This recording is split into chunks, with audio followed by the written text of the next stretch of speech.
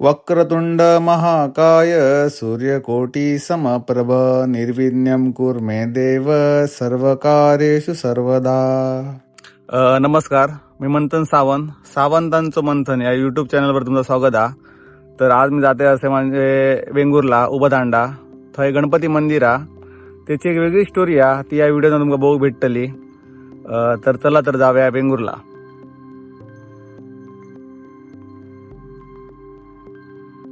Helmet ना डोक्यात गाडी चालवण्यासाठी असतात, हा मृदुंग वाजवण्यासाठी नाही कळला.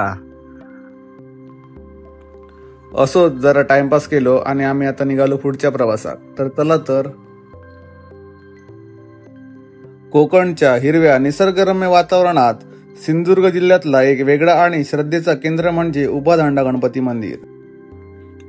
जेव्हा बाप्पा गावात विराजमान असता तेव्हा गाव पण समृद्ध असता. ह्या मंदिर एक देवस्थान नाही तर कोकणच्या धार्मिक परंपरेचा एक श्रद्धास्थान असा. समृद्ध असलेलो गाव खूप काय बोलान जाता. गणपती मंदिराची कुतूहलाची गोष्ट म्हणजे जय पूर्ण महाराष्ट्रात गणेश चतुर्थीत गणपती विराजमान होतात, तर उभदांडा गणपती मंदिरात लक्ष्मीपूजनाच्या वेळी गणपती विराजमान होतात. मंदिराकडे आता पहिला भेटता म्हणजे श्री हनुमान मंदिर. नमस्कार मंडळी. तर आम्ही आता पोचलेलो असो वेंगुर्ल्यात. आत्ताच गेलो मंदिराकडे. तर माझ्याबरोबर आज असत अक्षय, साहिल आणि राज. तर चला तर बघूया आता मंदिर. निसर्गाच्या कुशीत असलेला साधी पण पवित्र वास्तू आणि सकारात्मक ऊर्जा असणारा स्थान म्हणजे उभदांडा गणपती मंदिर.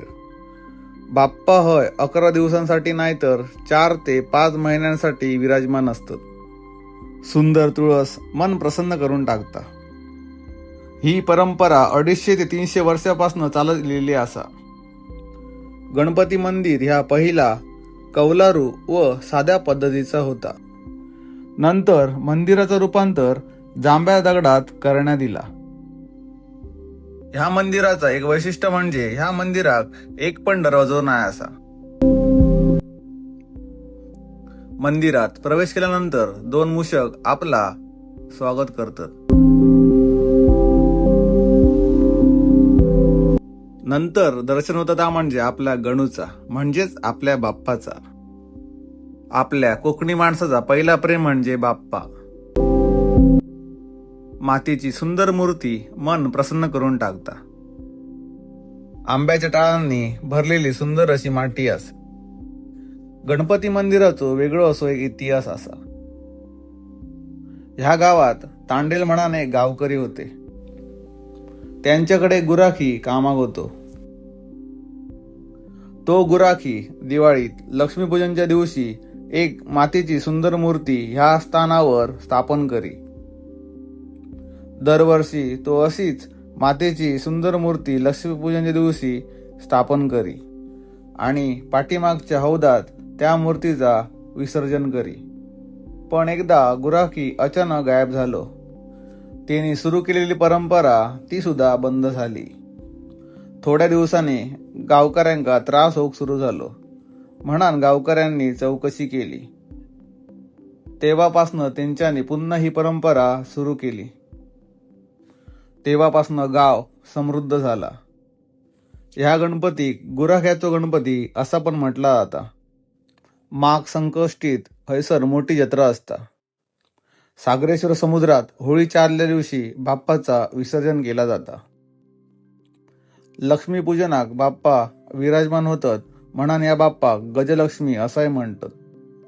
सगळ्या जातीच्या लोकांका मंदिरात प्रवेश असा. श्री देव सागरेश्वर मंदिर ह्या मंदिर 5 मिनिटाच्या अंतरावर असा. शिवलिंग स्वयंभू असा. ह्या मंदिर किनाऱ्याक लागानच असा. म्हटलं जाता आता जाऊया सागरेश्वर समुद्रावर. रिलिलो आम्ही आता सागरेश्वर बीच. तर सागरेश्वर बीच वरचे तुमका सिनेमॅटिक शॉट मी दाखवतोय, ते बघा. ह्या देवराईत देव वास करता. संध्याकाळ आणि समुद्र म्हणजे एक स्वर्ग सुखच असा. कोकण आणि समुद्र याचा एक वेगळाच नाता असा. मन शांत करूचं ठिकाण म्हणजे समुद्र.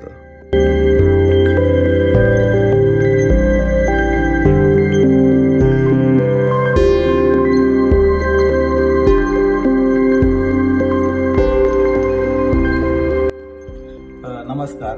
तर पूर्ण व्हिडिओ तुम्ही बघितलं असतो तर व्हिडिओ कसं वाटलं तर कमेंटमध्ये तुम्ही सांगा. ह्या मंदिर वेंगुर्ल्यामध्ये असा बस स्टँड जर पुढे लेफ्ट साईड मंदिर असा तर तुम्ही ह्या मंदिरात लवकर भेट द्या आणि व्हिडिओ आवडल्यास कमेंट करा, लाईक करा, सबस्क्राईब करा. धन्यवाद.